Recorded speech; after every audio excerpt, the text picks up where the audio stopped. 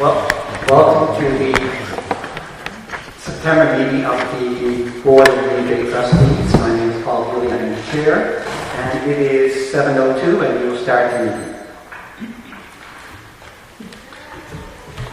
At this point, I'd just like to remind people that no video recording of devices allowed, and the questions from the public will be answered at the end of the meeting. We allow a 15-minute portion for that. And I asked the audience, and anyway, that's good for now. The adoption of the agenda. I am going to add a few parts to the agenda. So first is the approval of minutes, and we're going to add the approval of the committee of the whole meeting of August 8th and August 12th will be added for approval tonight. Under new business, I want to include the logging company meeting of September 12th. We have a request to add bylaw or policy 1B1 to the meeting. And the other thing that I will be adding is a letter to CBRD regarding the governance report. And I see a hand, yes? The other addition to is the FIPA. Okay, that will be covered under the September 12th meeting, but if there is questions from that, we'll take it from there. There was a motion made. I know, and that will come up in the September 12th meeting minutes. No. We have to bring the motion forward to this meeting. That's what we're doing. But it's not on the agenda. Okay. The FIPA is not on the agenda. Okay, we will do it. No, well, I don't see it. Can you add it? I will add it, but it will be covered by the committee of the whole meeting. Okay. First, I will start by reading a statement. We asked you to do not have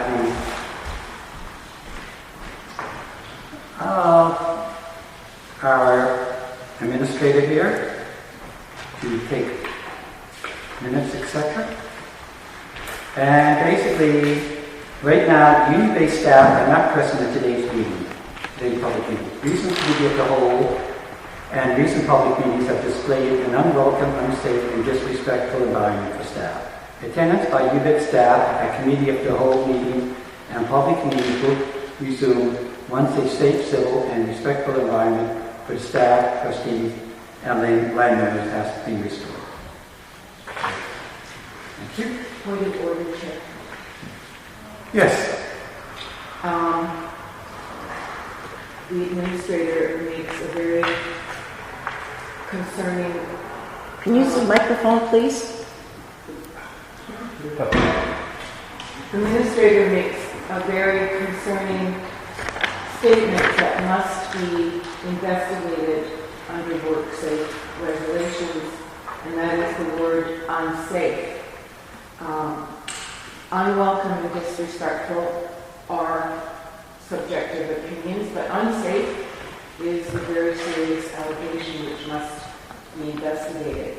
And in order for the board to correct any unsafe situation, there must be evidence given by the administrator of specific events, specific actions, statements where staff has been unsafe. And the board has a duty to its staff to investigate those specific claims. Mr. Chair, Excuse point me, of order I'm here. still in the middle of a point of order. This is not an agenda item. It's not open for discussion. This is was not- a statement. Why This are you was a letting me statement. interrupt the point of order? Okay, I'm not It's finished. not I open was for not discussion. finished, sir. it did not. Okay, It's not on the Why agenda. are you letting this is a point of order, Chair? No, it's not. You have not even let me finish here. Okay, finish your. I'm going to finish. As a board, we have a duty to protect our staff. If the staff are making a claim of being unsafe, we must investigate it. And whoever feels unsafe has to provide evidence, not just hearsay evidence.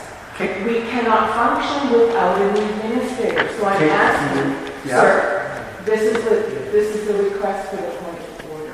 Okay. Is that we hold an emergency in-camera meeting with the board to discuss how we are going to meet, how we are going to make the meeting safe. We have to address this. So my point of order request is, as a board, we have a duty to our staff.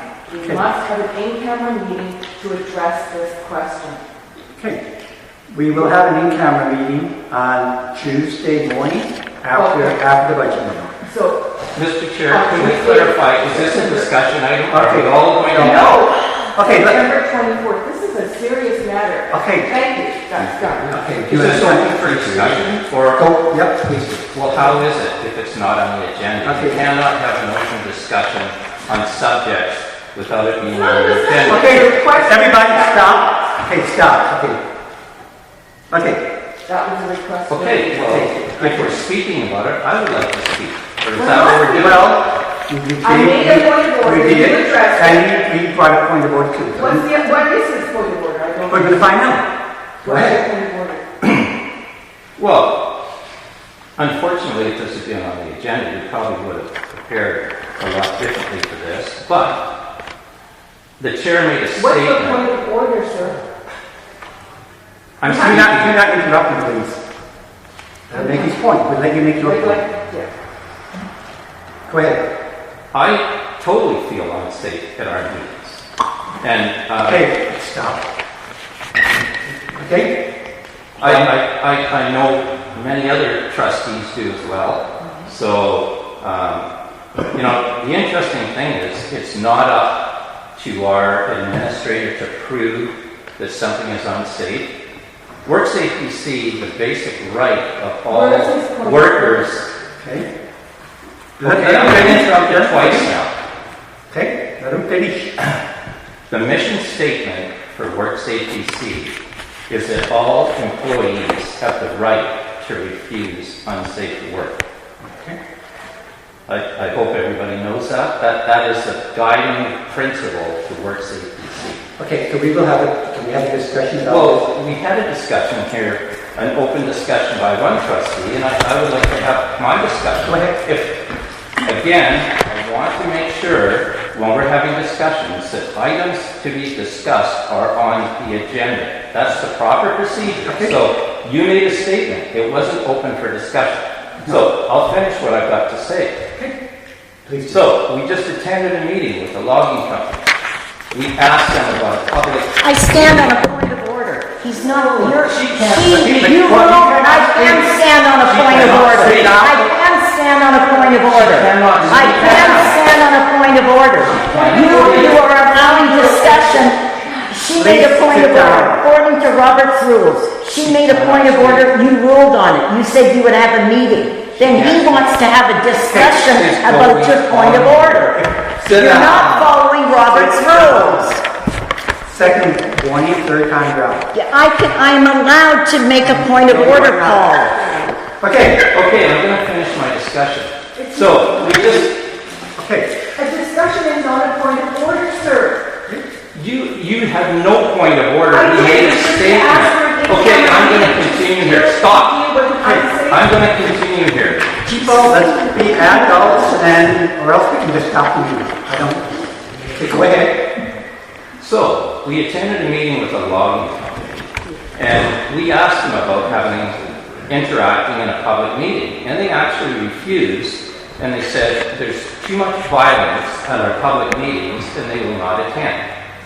So again, back to the rights of a worker with WorkSafe BC. They don't have to prove that a situation is unsafe. They bring it forward to the supervisor or manager. They say, I do not want to do this work. I feel it is unsafe. That's what they have to do. And I mean, it's very obvious that we have violence at our meetings. We have had in the past. Our meetings are completely out of control. Example here we have today, where the audience is participating, and that's actually where it breaks down. when the audience starts participating, and then other people in the audience interact, and we can't. Mr. Chair, we're having faces, and we discussed that in our training. We discussed that in our training, how rude that was. Let the trustee finish up. He has not been out of order, sir. I'm discussing and telling you what violence is at a meeting. Okay. So anyway, I'm just about finished, if I could get finished. Why, Chair, So- why are you letting the discussion? And why are you disrupting them? Carry on. Let you finish. So again, the worker does not have to prove that the meetings are unsafe. If he says they're unsafe, and we actually have other people telling us they're unsafe, then as a manager or a person responsible for that employee, you have to act on that. You cannot actually force somebody to do something that's unsafe. So again, in the future, if we're going to discuss something, let's get it on the agenda, like we should. You made a statement, Chair, and somebody started a discussion trying to say it was a point of order. It has nothing to do with a point of order. There was nothing wrong with your statement. You made a statement, and that's it. So, Okay. Next item. Chair, please explain, now that the trustee is finished, where in his long discussion was his point of order? I think he was answering your point of order. That is not a point of order, Okay. sir. Okay. A point of order is a procedural violation, Okay. okay? Thank you. Okay. We are adoption of previous minutes. So basically, the first one we will deal with is the approval of the minutes from the August the 8th, not the August the 8th, the August 15th meeting. Yes. Okay. Do we have a motion to accept the minutes of that meeting? Mr. Chairman, I make a motion that we accept the minutes for the August 15th, 2019 meeting. I second it. So, motion to accept.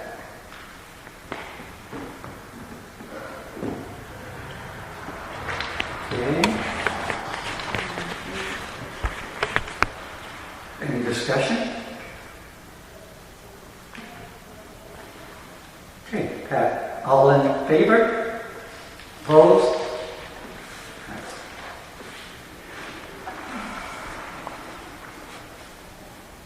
Okay. The next, You mentioned something about August 8th and August 12th. I did, I'm getting it. Oh, sorry. Beg pardon.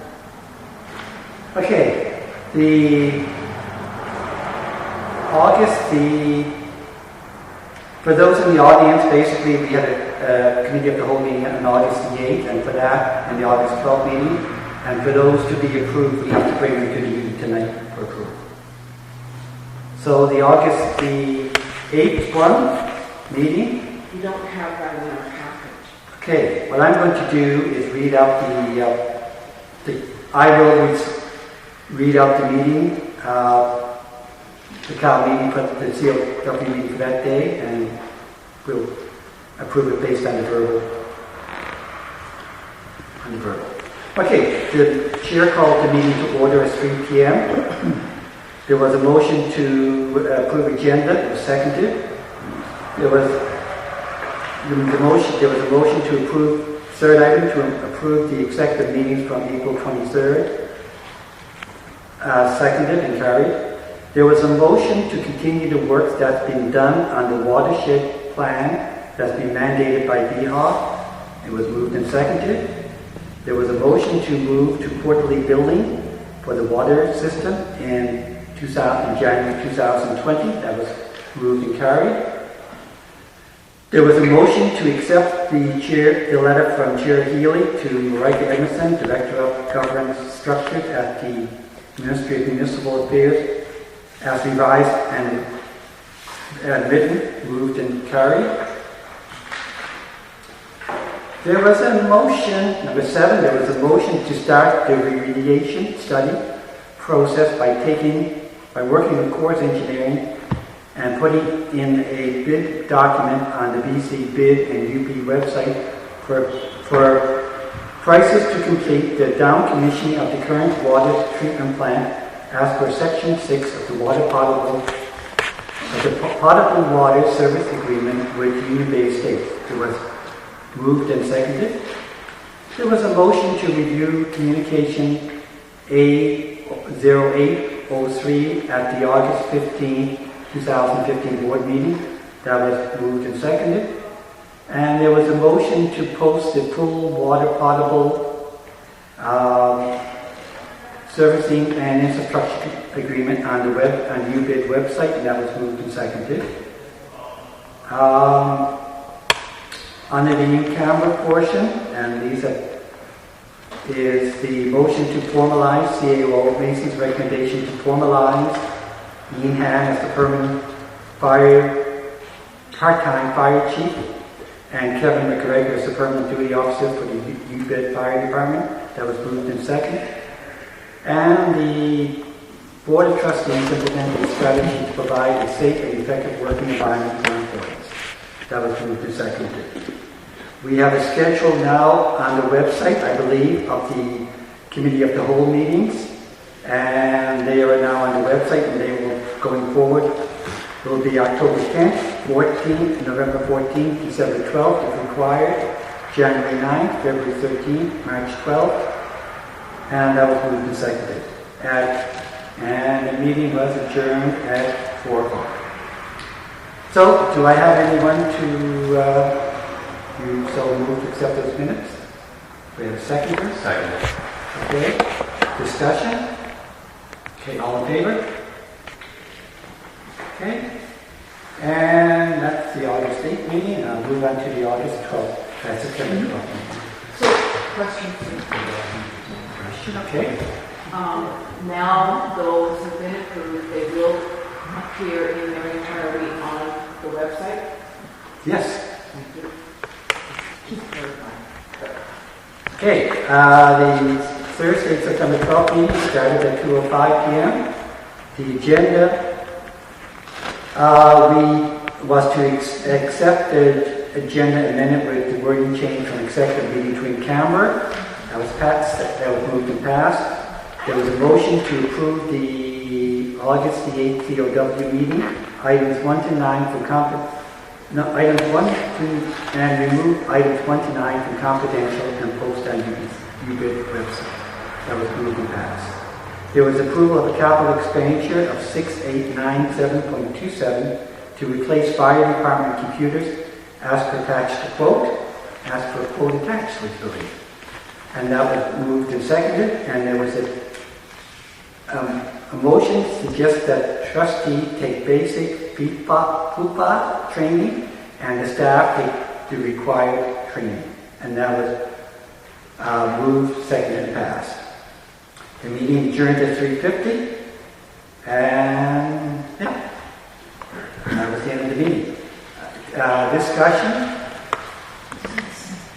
There was, where were we ever hear, where were landowners ever hear about the meetings from Iron Timberland? That's on the agenda tonight. Okay. On the Oh, agenda. it's only, okay. Okay, I mentioned that earlier before we started. I believe. And Okay. the RBC loan discussion is on the agenda tonight as well? That was a discussion at the last meeting. There was no motion then, so I don't know why we carried forward. You did make a statement to the trustees about the question of the difference in interest between municipal finance authority and the RBC. And you made a very, very important statement. Point of order, Mr. Chair, this is not an agenda item, this is a discussion. You're Why leading am I into a discussion. interrupted? You do not. Let's get understand. control of this No, meeting. it's not on the agenda. Like I said. It's We had- not on the agenda. We had a discussion of it, Approving of the minutes here, sir. but it's not, it was But you just, have never, the whole point. Mr. Chair, you've got to get control of this meeting. okay, it's not on the agenda, and it was a discussion last meeting, so we're going to move on. Okay, You made a statement. okay, no, sir. stop, please. we discussed it at the cow meeting, and that's where we committed the whole meeting, and that's where it was discussed. There was no motion made, so Exactly. that's It's not on the agenda. We can't discuss anything that isn't on the agenda. Okay. Okay. Boy, did we waste the money on the training, didn't we? Okay. Please. No. There. Well, Okay. Why do you not get the direct? I said, please stop. You didn't say- And okay. Okay, trustees. If we can't behave all around in the no, don't you point hands, please. Anyway, please do not, everybody try to be respectful and run the meeting in a reasonable way. We had a good meeting on August 8th. If we can have our meeting the same way, that would be perfect. And we don't need talking or faces or anything else that's happening. Okay. Anyway, I'm still. So the meeting of, so we had discussion. So all those in favor of accepting these minutes? I have difficulty accepting minutes that I do not have in front of me, but. Okay. the motion was made and passed. Is that correct? Okay, we're moving on. Let's vote. Thank you. I just got a No, little there bit. was no vote. We have to vote. You have to vote. All those in favor? Opposed? Okay. Pass. Chair, you have one question, and that concerns the executive for we don't have executive meetings. The in-camera meeting that went on after our committee of the whole meeting. Right. How do we bring that forward? I'm unclear on that perspective. I know it's covered under approval of fire department. Do we have to state what we did there? Okay. I'm sorry, I missed that item. So basically, the night that we should have on here, approved the contract for the fire chief and the deputy chief, and that was moved and seconded at the same time. So I'm just going to ask all those in favor of accepting the in-camera minutes. Opposed? I'm sorry, any discussion? Nope, okay. So we covered that. Okay. We are on to reports. Point where, did we do the approval of fire department information technology, the computer replacement? Okay, that's on a different job level. Okay. It's on here after reports. Okay. As the CAO is not here, as noted, I will read his report dated September 13th. Course Engineering, we will continue to work with Course Engineering regarding the project management of the water treatment plant, and the tentative project schedule is as follows. The water treatment plant construction contract has been awarded to Ridgeline, a local Comox Valley contractor, for $4,242,266. The contract mobilization is complete. We have started construction complete. The water treatment project is moving ahead of schedule, and the estimated construction completion date was the second quarter of 2020. UBID land activities. Highway property Mosaic Forest Products, formerly Island Timberland, was given the first right to purchase the approximately 10 acres of land by Highway 19 and the Cloud Road as per UBID original purchase agreement. Mosaic Forest Products purchased the property for the original price of $23,000 as per the original purchase agreement. This purchase concluded on July 19, 2019, and the funds from this sale will be used for the water treatment plant capital costs. The fire department property, UBID's law firm is currently working with Union Bay Estates to complete the land transfer to Section 99 of the Land Titles Act. We anticipate concluding this transfer in the fall of 2019. 2020 budgeting process. Improvement district funding. The UBID funds its water distribution system, public works and administration, fire rescue, capital projects, and street lights in the following ways. Water distribution system, public works and administration. These costs are funded through water tolls, public work, two technicians, and are charged 100% water distribution system. WDS, budget and administration, COO, DOO, administrative staff are 75% within the budget of the water system and 25% fire department. Fire rescue services and street lighting. These costs are funded through property tax dollars collected from the provincial government and supported by an annual fire protection and street light bylaw approved by the ministry every year. Capital projects. Capital projects funding comes through the taxes collected through parcel taxes collected 2 times per year with UBID staff, by UBID administration staff. Large projects fundings like the water treatment plant must receive approval through a bylaw approved by the provincial government. Increases in landowner costs, water rate and parcel taxes will be increasing in 2020. To support the operating and capital costs of UBID. Fire rescue services and street lighting will only increase slightly as compared to 2019. It is anticipated these funding increases will be approved through the following bylaws at the October 17 public meeting. Bylaw 278, water tolls and other charges, bylaw 2020. Bylaw 279, taxation bylaw 2020, parcel taxes. Bylaw 280, fire protection and street lighting taxation bylaw 2020. Boring. UBID board approved boring approximately $3.5 million as follows. 3.5 million, yep. Lender, Royal Bank of Canada. Interest rate 3.49, subject to change at time of financing. Term 5 years.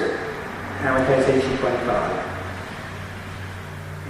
Approximate increase to parcel taxes from $345 to $390 to $410 in 2020. An increase of roughly $45 to $65 annually, depending on the board review and approval. UBID has contributed $700,000 from the Public Works Capital Reserve to the water treatment plant project. Lender, the Royal Bank of Canada, currently RBC top quartile share when it comes to providing financing to improvement districts. RBC currently supports over 100 improvement districts through financing projects of large at $10 million. Royal Bank is very comfortable partnering in this sector. UBID watershed meeting. The UBID Board of Trustees met with the Mosaic Forest Management on September 12th. Mosaic currently do not have any plans to log in the watershed, and we are all agreed to continue to work together to protect our watershed and land area. This concludes the CAO report. Do I have someone move to approve it? I so move. Move and second it. So, all in favor? Opposed? Okay. Okay. I will ask Trustee Vandenberg to read the fire chief report. Okay. This is from Ian Ham, our new fire chief, or permanent fire chief, I should say. Primary purpose of this report is to keep the Union Bay Improvement District Board informed as to the activities and progress of the major programs and/or objectives. Incident summary. The department had 18 incidents in July-August. Breaking it down, first responder calls, 8. Further action required, no. Detector activated, no fire. 1. Action required, none. Public service, 1 call, no action required.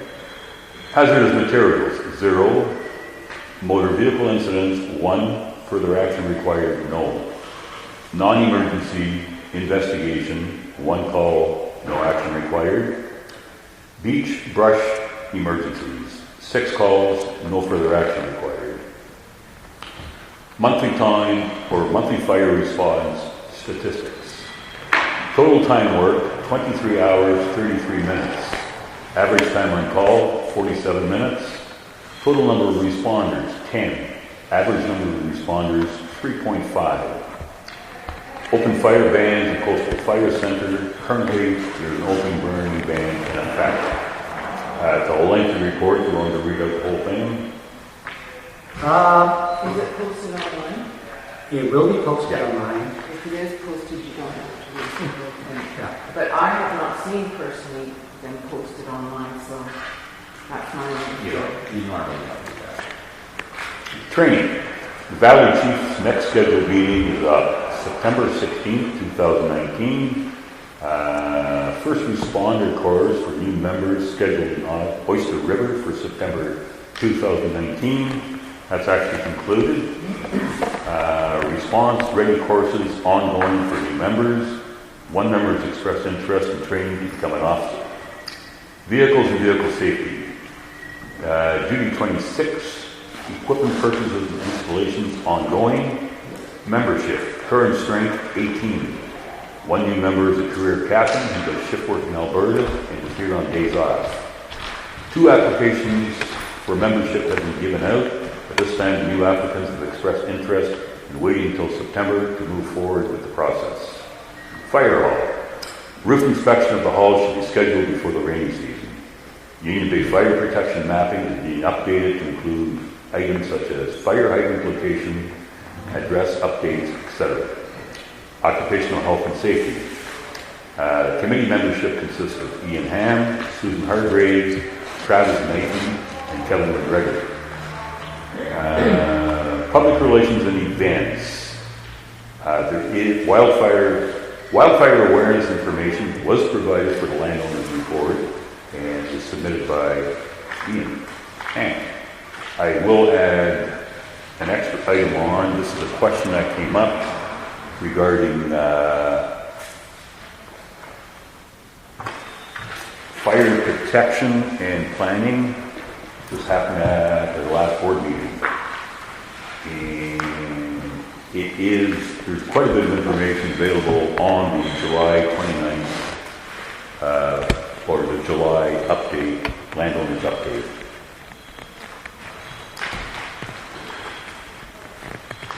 That concludes it.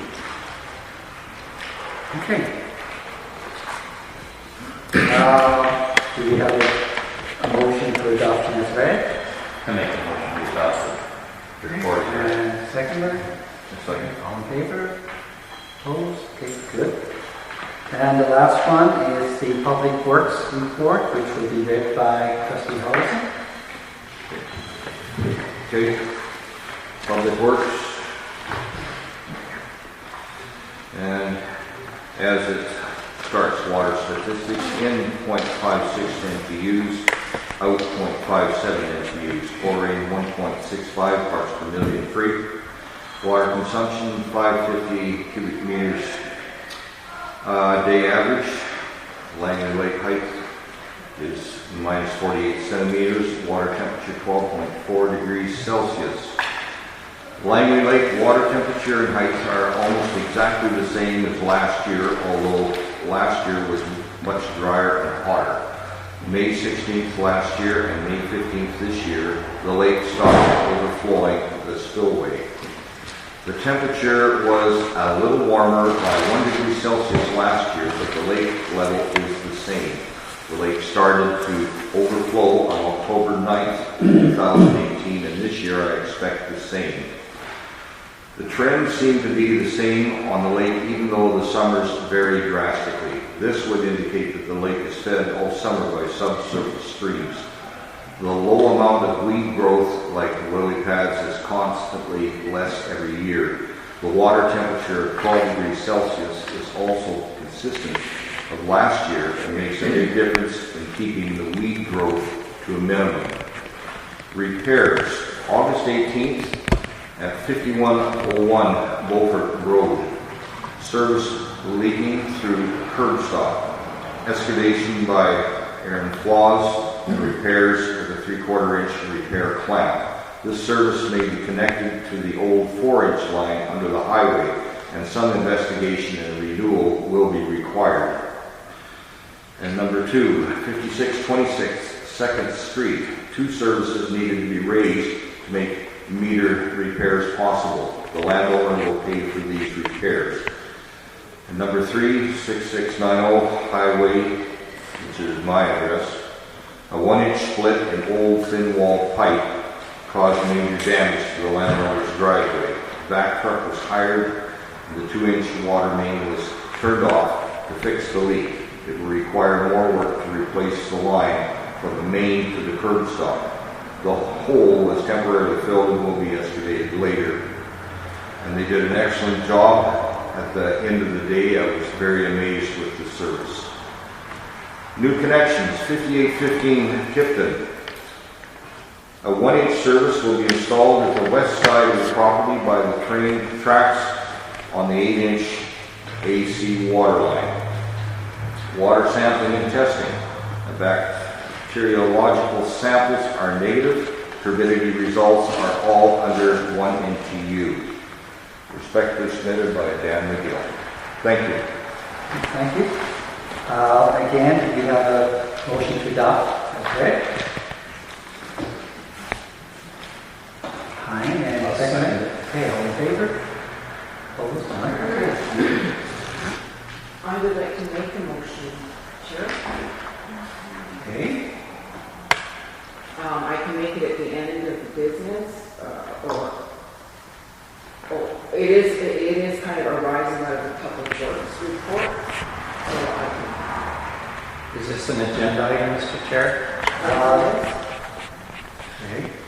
No, that was a report. That's not an agenda. I'm going to make the motion. Excuse me, Mr. Chair. I'm allowed to make the motion. Reports are not agenda items. They're reports. You're not allowed to talk. We're going back 3 years here. We're doing the exact same thing she always does. It either gets seconded or not. That's a report. Okay, we had a report, and basically There's no discussion on a report. you're right. I'm not discussing the report. I'm making a motion. Can I make it then under new business? Well, why wasn't it brought up when we brought up the agenda item earlier? Because it's related to the Public Works report. So I waited till then. I can make a motion at any time. I'm allowed to do that. No. Yes, I am. A motion does not have to be. A motion does not have to be on the agenda, sir. Oh, yes, it does. No, it doesn't. Yes, it does. So you can prepare the discussion. Excuse me. We're having a meeting here. I'm asking a point of order. This is a procedural thing. I rise on a procedural motion, sir. This is very important.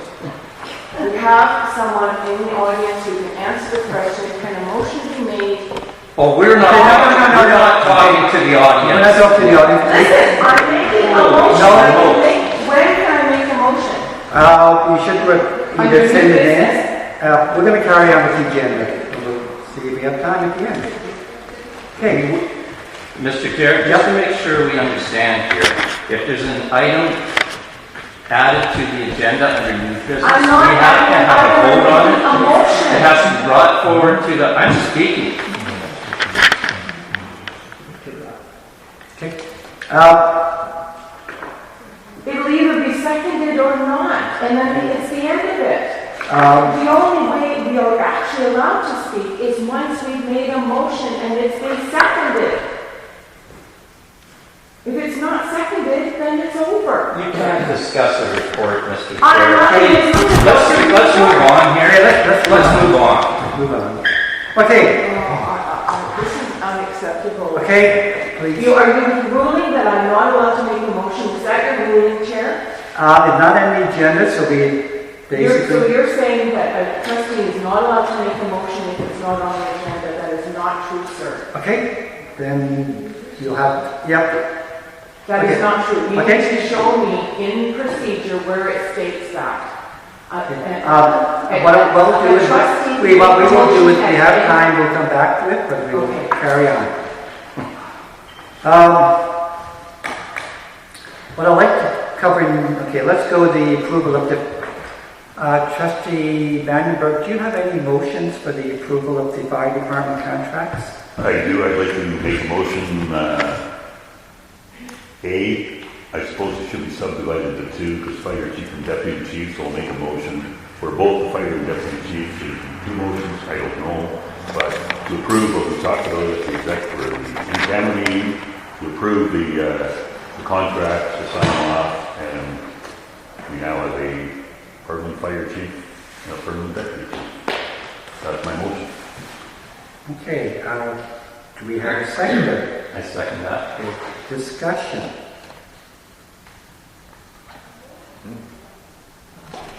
Okay, all in favor? Opposed? Okay, okay. Other part was the approval of the buying new computers for the fire department. That was also covered. We went through it, motion was made, it was approved, or seconded, and it was approved. Okay. So I'll make a motion to redo it. Okay, any seconder? And all in favor? Pass. Okay. We'll put correspondence a bit further down.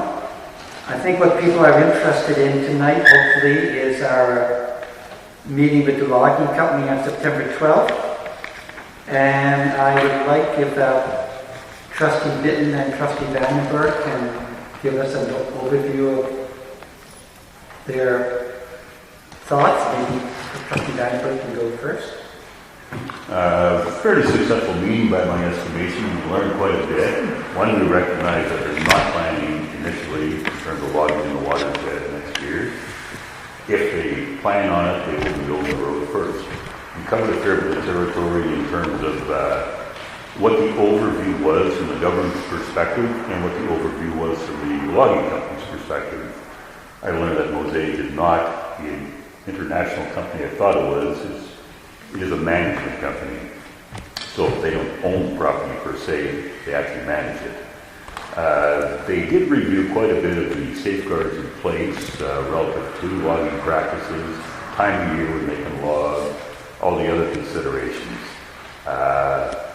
We brought up the concept of them holding a public meeting here one day, or information session. They declined. We moved it into a different concept, and this is still in discussion. However, this could be easily implemented, whereby the landowners can ask questions. You'll have to bring it to the board, and then we can submit it to Mosaic and do a report. So this is an ongoing thing. This is not written in stone at this point, but they're quite open to the concept. Rick probably has got more technical details than I do. Yeah, so just kind of adding on to what Heinz said. It was a 2-hour meeting. They had 5 people there, manager, planning, silviculture, forestry. They were well represented. They did tell us, and I was kind of surprised that they do log in 5 other watersheds, and they have a guiding principle statement of what they do in the watersheds, so they're going to give that to us. Like Heinz said, we were trying to figure out what Mosaic was. I mean, there is a company, Mosaic, that's involved in potash mines, etc. This Mosaic is a management company for 2 logging companies that have merged only in management structure only. So there's no connection between this Mosaic and any other company. I did find it kind of strange that both companies have retained their land holdings in separate names. So Island Timberlands and Timber West still own their own property, and Mosaic is a management group. So don't know what to think of that, but I guess we'll see how that works. We discuss, Dan McGill is also with us, and Dan has done an excellent job of tracking turbidity in rain events. He's got all the culverts numbered. He actually goes right to the culvert source and takes readings. So we were able to show that there are still turbidity spikes from areas that have been logged. Again, they did admit that the one area that they logged by the lake was logged at the wrong time of year and probably with the wrong process. So, you know, I think they want to learn from their mistakes for sure. You know, one thing that did come up that I think kind of surprised them maybe was I asked them what they've done to change their logging practices to match our turbidity reading of 1 now for the boil water advisory, where before it used to be 3 to 5. So I think that probably got some people thinking a bit there, and what they would have to do to change that, I'm not quite sure. The report that they wrote is a report of recommendations. One part of the report has been implemented, the security part, where they've installed gates at the top and bottom entrance to Langley Lake, and they're very good gates, so I'm very glad they've done that. As for the logging practices, I read the report, and I'm from the logging industry, and if they followed all the recommendations in the report, I don't think they could viably log that area cost effectively. But again, recommendations are recommendations, and they told us when they started a logging plan for the area they're going to log, they would tell us at that time what they were going to implement. So, you know, that's yet to be determined. So, in general, I mean, the people there are professional people. They don't want to compromise our drinking water in any way, shape, or form. So, I think it was a good meeting, and you know, it would be good if the logging company would. I would love to see a public presentation, because they got some very interesting things. The people that were at the meeting were very educated people. It'd be good for us to talk to them and be able to ask questions. But Hines suggested that we go to this kind of a, I guess it would be, what would you call it, a newsletter or whatever, hopefully every 2 months. We did submit a list of, I think, 15 questions before the meeting that were pretty well answered throughout the meeting, and then there's other questions that were submitted later that will be answered in the report. So, and like Hines said, if they do log, it'll be a 2-year plan, where they would build the road 1 year in a good season, like spring, summer, and possibly log it the following summer. So that's what they told us so far, and hopefully these updates, like I told them, I think it's best for all of us if they keep us updated on their plan, what they're doing, how they're changing to interact for logging in watersheds, instead of coming to us a month before they're going to build a road and, you know, kind of surprise us all. So I think it'd be very good that they do this report every couple of months. Okay. We will have time for questions about the meeting in the question period, so any questions you have, we will attempt to answer them at that time. Okay? Thank you.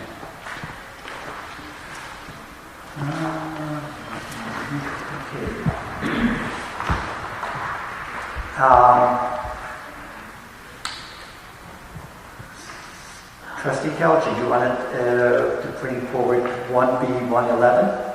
It was sent in last Friday when I was traveling, and I didn't pick up on it till after the weekend, so it was submitted Friday. Actually, before that is the FIPA. Okay. Are we adding something to the Well, agenda? That was approved at the beginning. FIPA was on the... I have an addition to the FIPA. I have a topic to the FIPA. Okay. Thank you. People wasn't Thank you agree very with the much. whole meeting, so carry it forward. Thank you very much. So we also have so I am submitting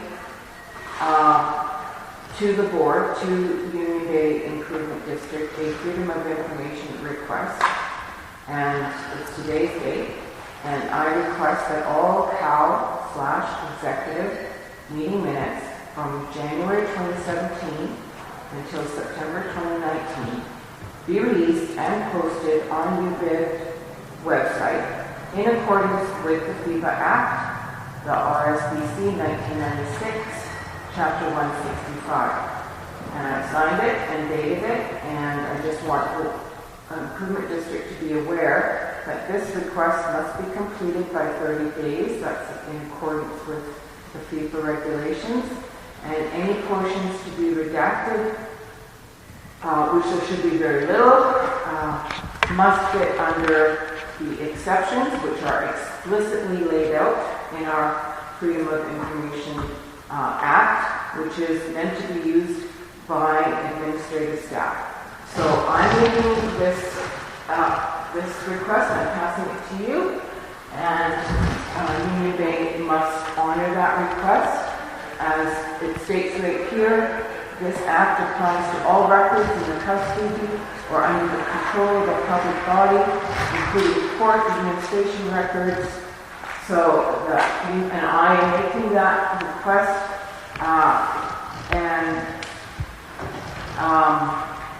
I'm going to suggest, since we are a board and we're responsible for what we post on our website, that any redactions between those minutes, and as I'm aware of what is contained in those minutes, because I'm a board member, I can tell you that only 1% actually fits formally under land, legal, and labor. And in fact, those things cannot be kept in camera if those issues are completed. And they all are completed. We just actually did complete the fire hall stuff. So in essence, everything should be posted. But that should be done properly by our administrator. And if he has any questions about portions that he thinks might need to be redacted, fair enough, we can bring them to the board and we can make the final decision. And that's actually how it's supposed to be done. So I'm now making the formal request. And this is as a result of an outstanding landowner request, which has gone beyond 30 days, which is beyond the timeline, where a landowner requested the information regarding the tenders of our water treatment plant. All that is included in the dates that I submitted. Thank you very much. Okay. So I guess that's under freedom of information. There's no secondary. It's not a motion, sir. I know, I'm just talking out loud. Okay. That's just, Yeah. this is No news motion to is me. required for freedom of information. Okay. And so- you were going to, I thought letter to the CDRG was. Okay.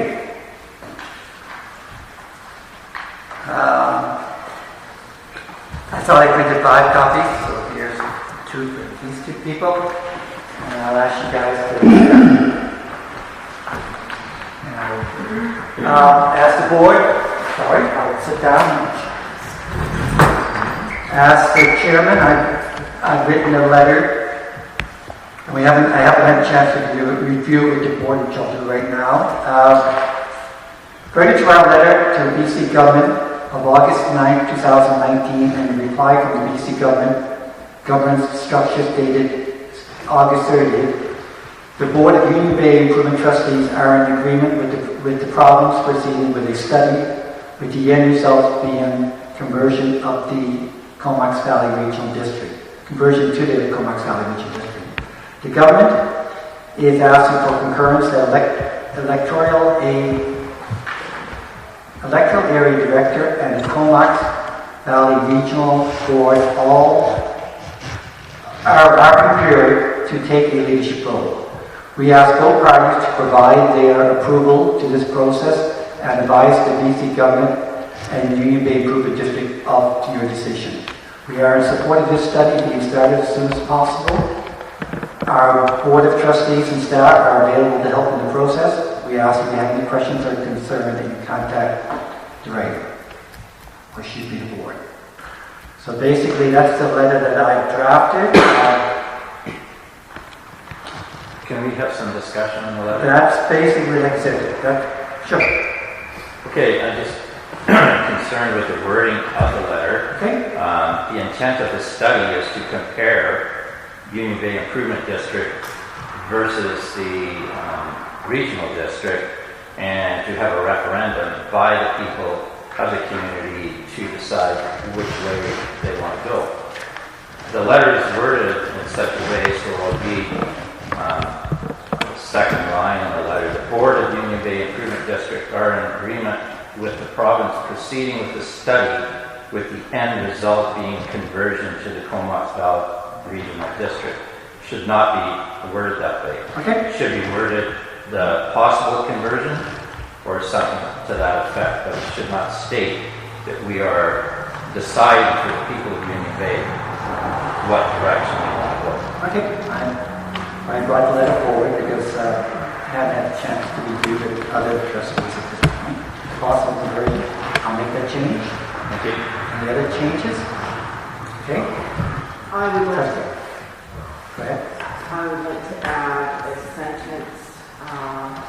Speak up, please. I'd like to add a sentence following: we are in support of this study being started as soon as possible, and we would like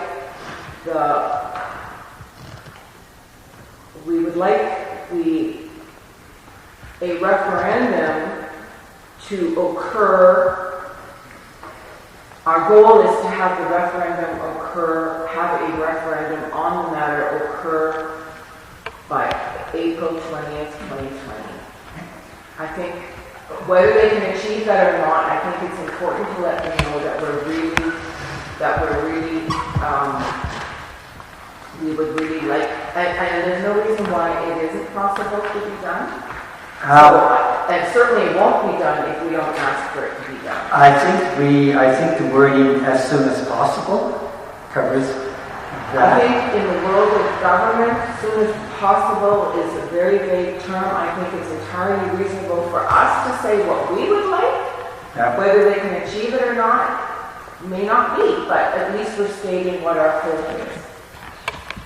Any comments on that?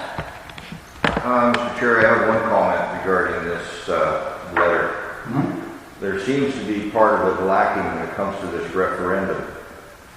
We're talking about a referendum about joining the regional district.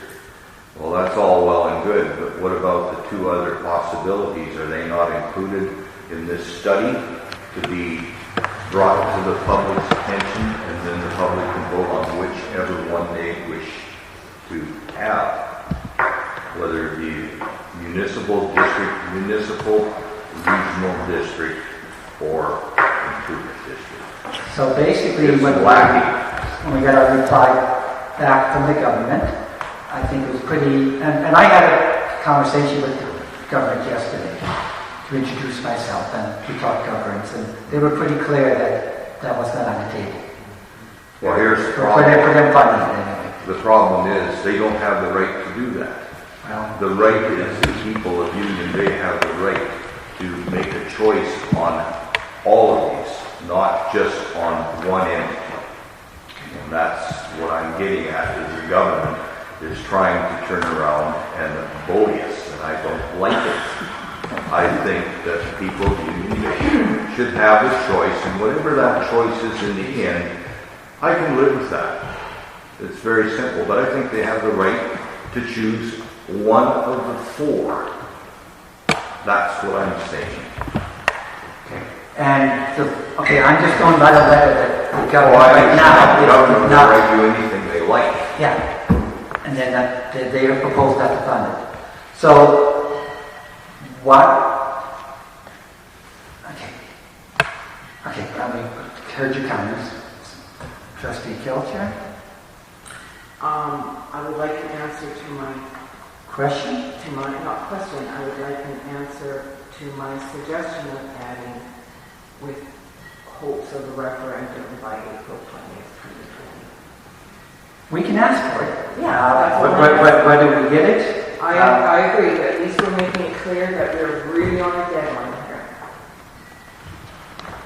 Like I said, if you don't ask, you don't receive. So, Mr. Chair, just for clarification to Trustee Ted's point, so I just want to understand that we are accepting the letter from the ministry saying that they will not, and that this is for the people watching the video, that they will not proceed with the municipal study because our community is too disjointed. I don't know the exact word they used in there, but I don't think that's not what we asked them to do. And again, I just want to back Trustee Harrelson's statement that I don't think it's up to the government to decide what should be done in this community. We have asked, there was a municipal referendum here that failed by 6 votes. So, and again, maybe it's not possible. Maybe the community doesn't have the energy to do it. But until you understand what's available to you in that form of government, it's kind of remiss not to think about it when we're possibly would have to do that down the road as the population increases. So I think it's sad that we're accepting the ministry's direction on that. I think they have, again, backing up Ted's statement, I think they have no right to make that decision for us. Well, Trustee Vander. I agree in a sense. The letter that went out to the ministry. Can't hear you. What's that? I can't hear you. You want the mic? I don't think. Oh, I'm sorry, your recording device can't. No, you're like this speaking. That's why I can't hear you. Okay. Sorry, I'm not trying to be smart. Let me start again. We sent out a letter to the ministry. My arm down just in case. And we did request a governance review.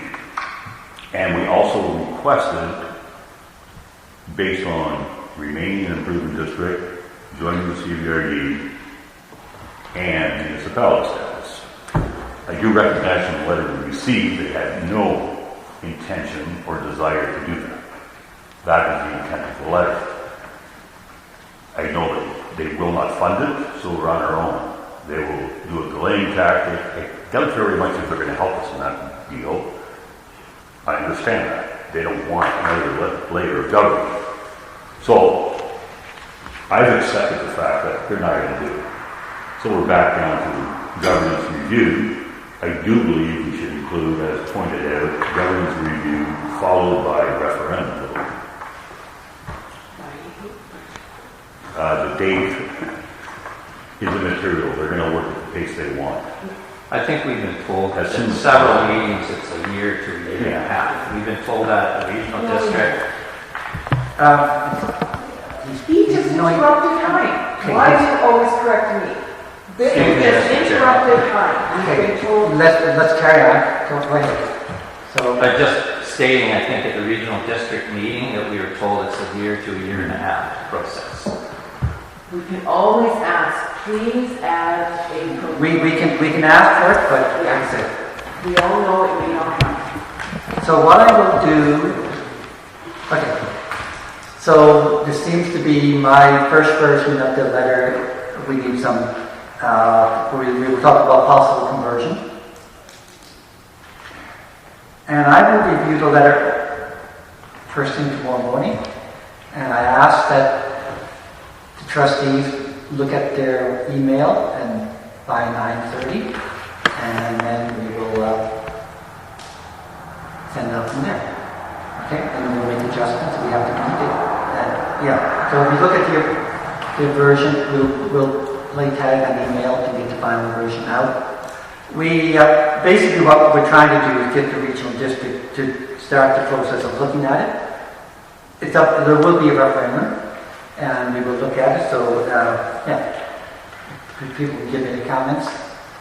I should have this done before, I apologize, but like I said, we have to get this into them by tomorrow. Yeah, Mr. Chair, I understand that we want to work with the regional district to move this forward as fast as we can.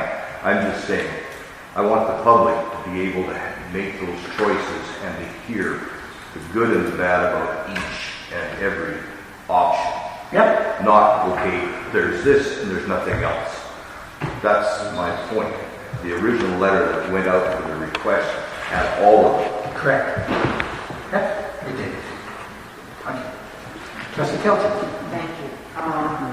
The reply from the ministry made it clear that looking at municipality is not off the table, that it could happen in the future once we have experience being in a stable government through the improvement district. So it's not at all off the table.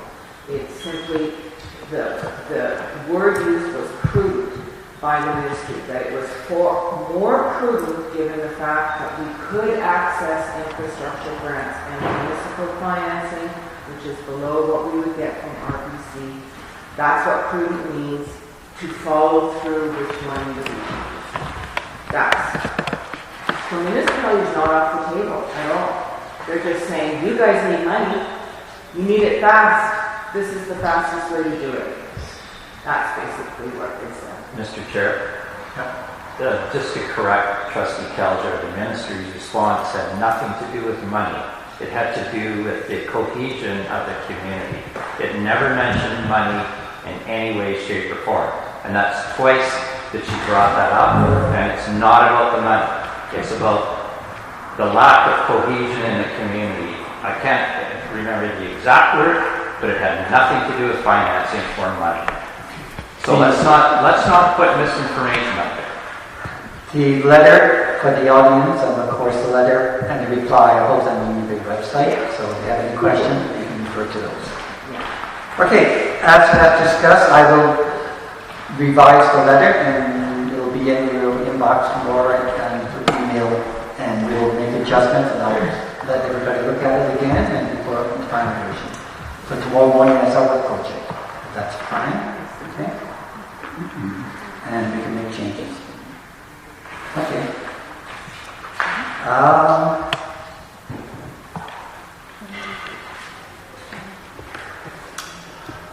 Okay.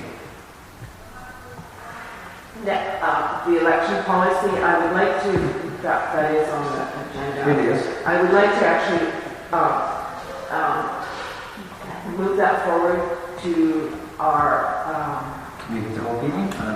the October, not the September one, we've got too much going on, but the October committee of the whole, Correct. please. And that gives us enough time, please. I request that the one page about you gave us the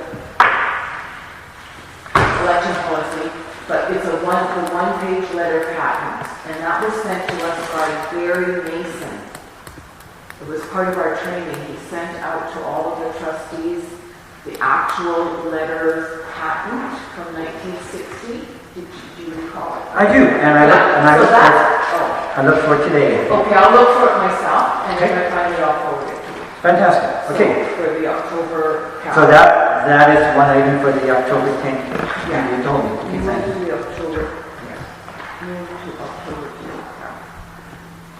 So I would like to make this motion, please, now. Okay. And it's very simple. I move that Coors Engineering review and update our existing 20-year, which is from 2009, our existing 20-year capital plan and make recommendations for financial planning for future capital projects. And this came out of the email sent to us just this afternoon, literally hours ago, from Danny, which I very much appreciated, our public works superintendent, where he described how seriously our infrastructure is in need of repair, and he concurred that the Coors 2009, which is now going on 11 years out, needs updating. So this would be in terms of conversion to the regional district. Okay, that's So this is the motion. motion. Okay, so, okay, I'll read it again. I move that Coors Engineering review and update our existing 20-year capital plan to make recommendations for financial planning for future, which is budget, for future capital projects. okay. Do we have a seconder?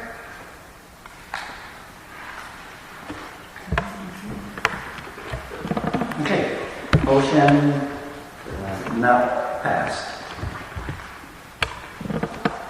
Okay.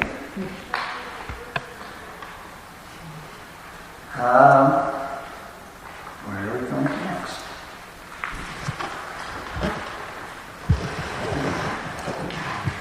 I think it probably would be in order to read out the letter from Dan McGill from this afternoon, so that as Trustee Kelcher made notice of it. In strict confidence, this to the trustees. The 2009 McLean report is very useful and should be taken into consideration as there's been no water line replacement or renewal in 20 years. Yes, the prices have changed, but the system has not. The Nelson Loop project is the only upgrade to this structure this time. I've been telling the board for many years about the infrastructure and its conditions. I believe there was a water line replacement fund developed, but nothing's still been done.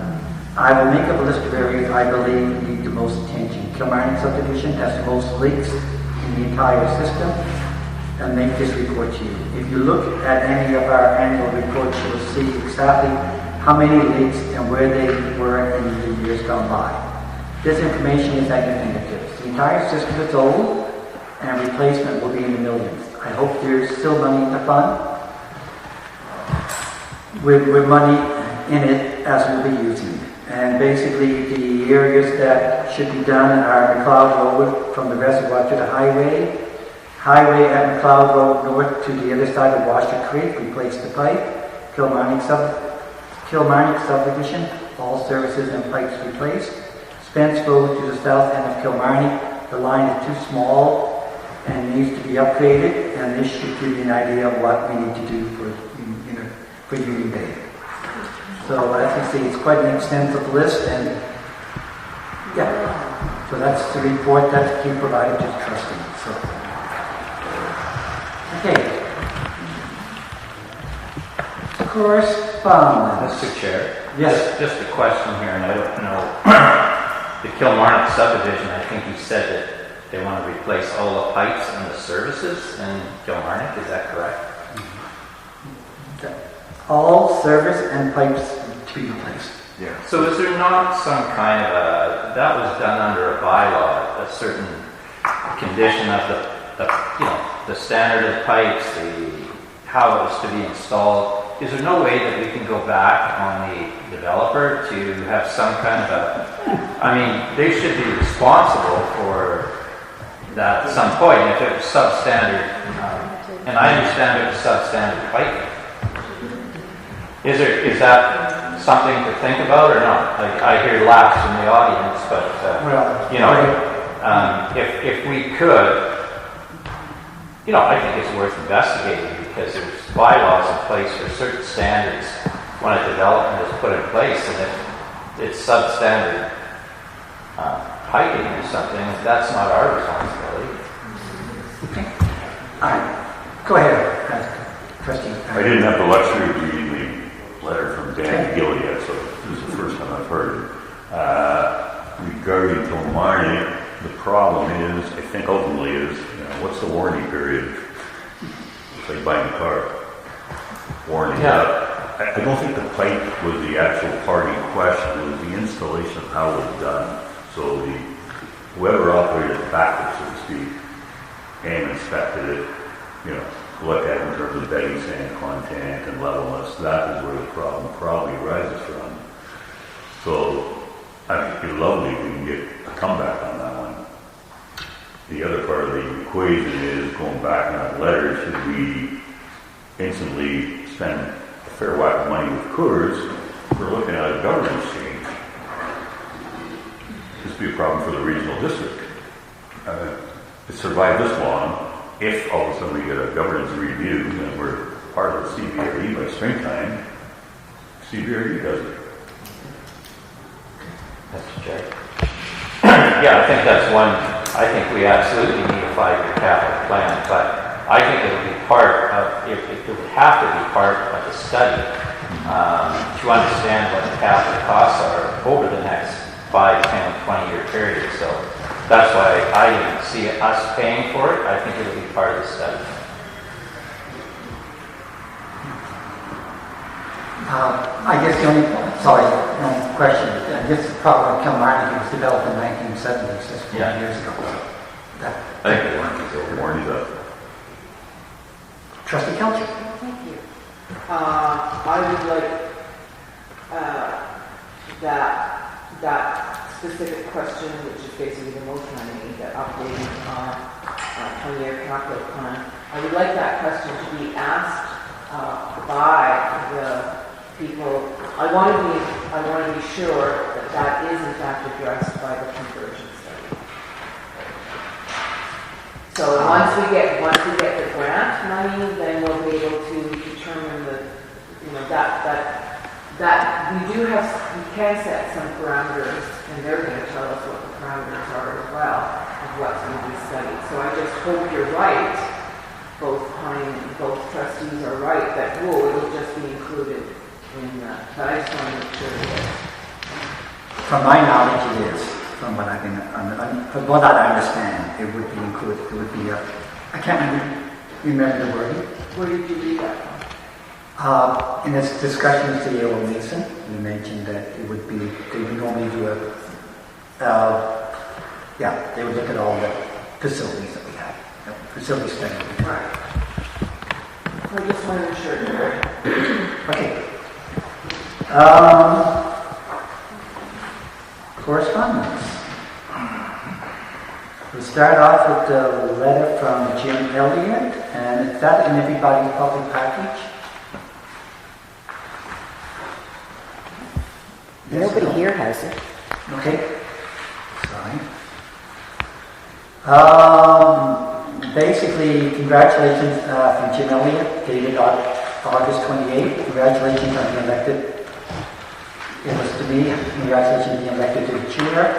I'm ready with a copy to our administrator to see if any answers have been received from our engineers on my questions at the AGM regarding fire flows once the new water plant system is completed. I've listed my questions below for clarity in what info I'm seeking. I'm sure Chorus can easily update the board on this matter. What is the plan to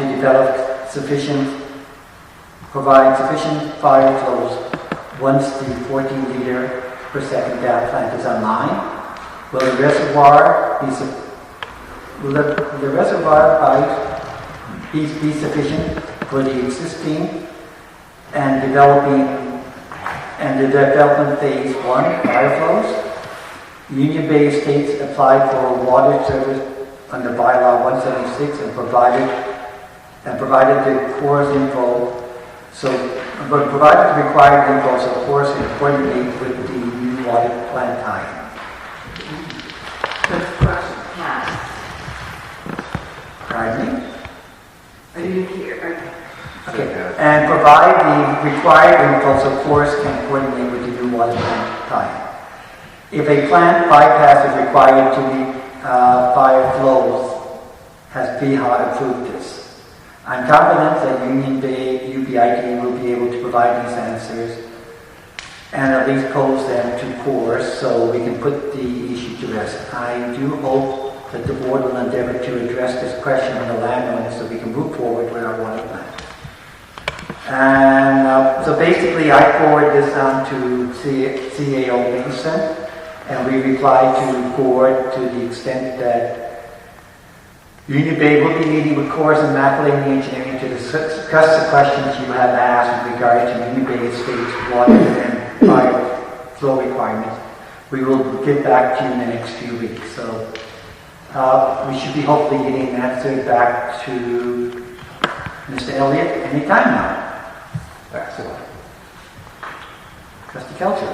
I would like to reiterate that rather than just the administrator meeting with CORS, I would like the board to be able to participate in that meeting, whether it means going down or to.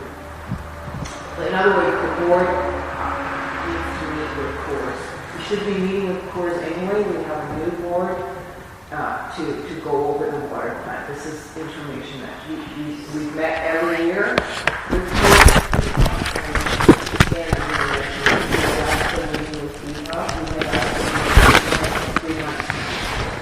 And we have asked and we're waiting for DHOT to get back to us. So it's their choice when and where they want to meet. So hopefully they will be fine. So I'm asking a third CORS meeting. First meeting. Okay, I'll take an invitation of that. Mr. Chairman, I don't think it would be a problem having a meeting with CORS. Some of Jim's questions here are very valid ones. Jim, I can tell you right now that you should be able to get those answers, and they'll be what you want to hear. I remember some of these when I was at a CORS meeting, and the efficiencies are there. The engineering is very well done to be able to take care of the fire part of it for sure. And rightfully so, you need this information. I agree.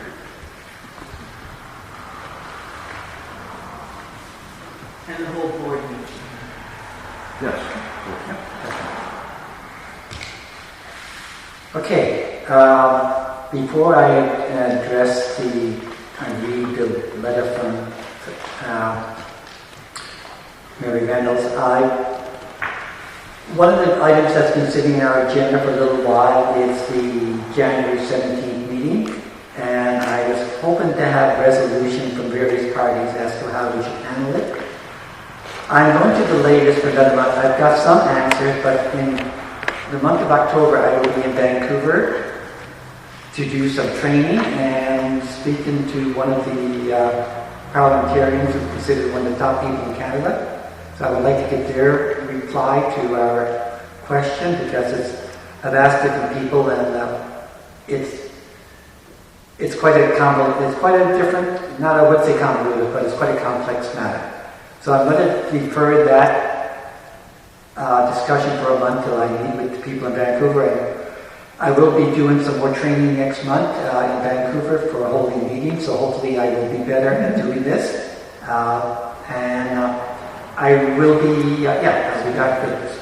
I'll be back that day from the meeting. So, okay, Mary Reynolds. Mr. Chair, Yes? before you proceed reading this letter in public, I did not see your hand, so okay. Mr. Chair, before I suggest you read this letter in public, have you read the letter? I have. Okay, so there's derogatory statements in here about employees. Okay. There's accusations about trustees, very false accusations as a matter of fact. So if you feel, I have to strongly protest that you read this letter in front of the public and on video camera. I know it's been set up that way. We also never read letters out with anything derogatory in them.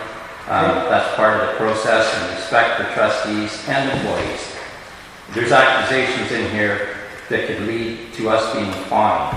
Okay. So I think you should be very cautious before you read this. Okay. Based on, like I said, being a new chair, and before we bring this to the public, I think we will get a legal opinion.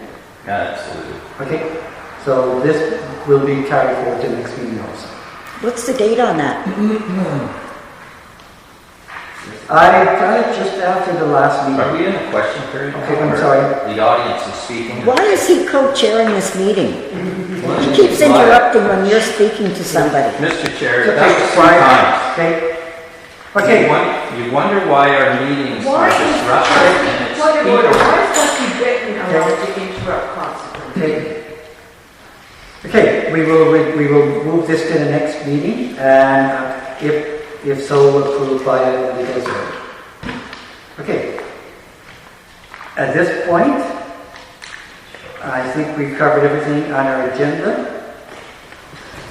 So I will make a motion to adjourn. Go to the question period. And then we'll have question period. Well, don't you adjourn after the question period? Usually. Okay, again, thank you for confirming that. Okay, question is, we are stopping the one portion at 8:30 and we are going, yes, Kelly. Thank you. This was what I wanted to say when I had my hand up previously. I wanted to acknowledge you, Chair, for running the meetings in as best a way possible given the lack of a administrator. And I think you did an awesome job overall. Okay. Question period. So basically, Mary Reynolds. Yes, Chair. A trustee has made some serious allegations and really outlandish allegations about violence. I would like him to specify what he is referring to, because the only time I've seen any physical altercations was when Bitton and Haraldson crashed the October 16, 2016 meeting. So what's he talking about the violence? I don't think that is a... What's the violence he's referring to? Chair, I'd like to know what I'm asking him through you. I put it to the chair and then you can ask him, give us specifications, because he's just throwing out ridiculous Would you accusations. like to answer that question? Would you like to ask? I don't feel there's any need to define what violence is. I will answer the question. Violence or possible violence or disruptions in meetings, it's totally disrespectful. That's not violence. I'm speaking, Mr. Chair. Yep, you're I'm speaking. answering the question. No One more more interruption. interruption. I will not carry on. Okay. One more interruption. Any more interruptions will stop the meeting. Okay. So, again, you know, as a trustee, I come to these meetings and they are getting somewhat better, they are somewhat controlled, but they're not in any way, shape, or form the way a meeting is supposed to be run. There's total, constant interaction from the crowd in either body language or disruptions. If you watch meetings like in Cumberland, or if you watch a CBRD meeting, a video, there is no disruptions. And what happens is disruptions lead, they break the meeting down. This meeting is for us, the trustees here. The audience are spectators. There should be a glass wall across there. That's the way these meetings are, and that's the way they're designed. So when there's interaction from the public, it breaks the respect of the meeting down. It breaks the ruling of the meeting down for the chair. And when I come to these meetings, it's actually, again, it's getting better, but I actually hate coming to these meetings. I absolutely hate it as a trustee. And I'm a volunteer for this community, doing the best I can. And when I feel unsafe at these meetings, and I definitely don't have to define what unsafe is, we all know what that is. When I come to these meetings, I feel unsafe. And, you know, unfortunately for a trustee, there is no protection. But for an employee, there absolutely is protection. And if I feel that there could be possible violence in these meetings, or if a logging company says there could be possible violence, we shouldn't have to explain it. What we need to do is fix the structure of the meetings so that they are respectful and that we all feel safe coming here. A person like myself donating their time to this community, and people can feel that it's normal to actually interact in our meetings, that's disrespectful. And that's what has to change. And yes, I am afraid of violence in these meetings. Absolutely.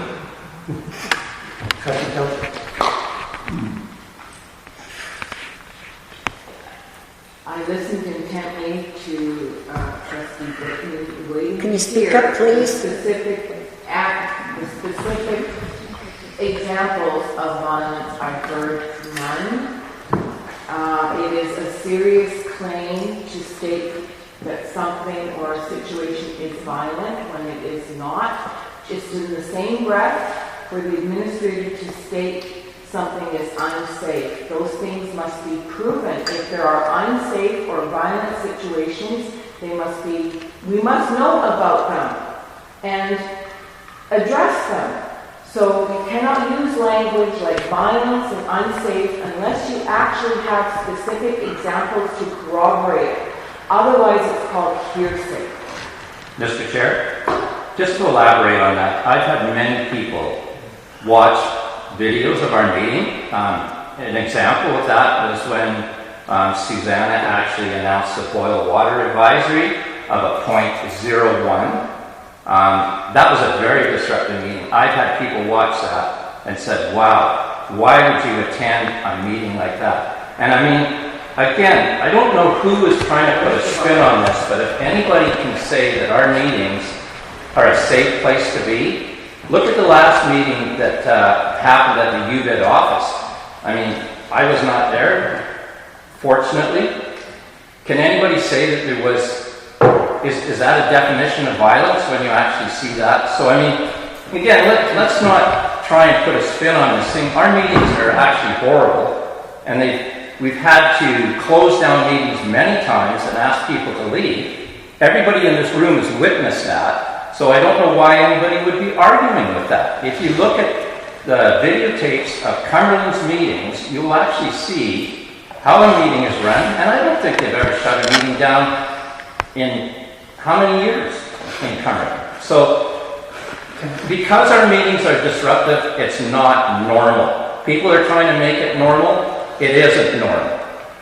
And the people of Union Bay should stand up and take a stand on this. It's gone on far too long. Okay, the last point on that question. Again, we have not heard anything related to violence or unsafe.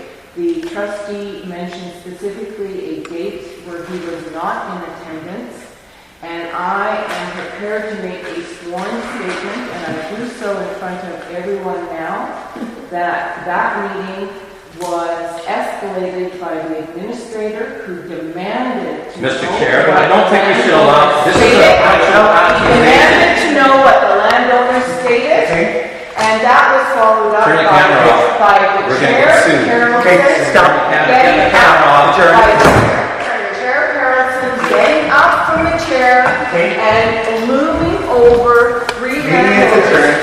So the violence was perpetuated by the chair. Until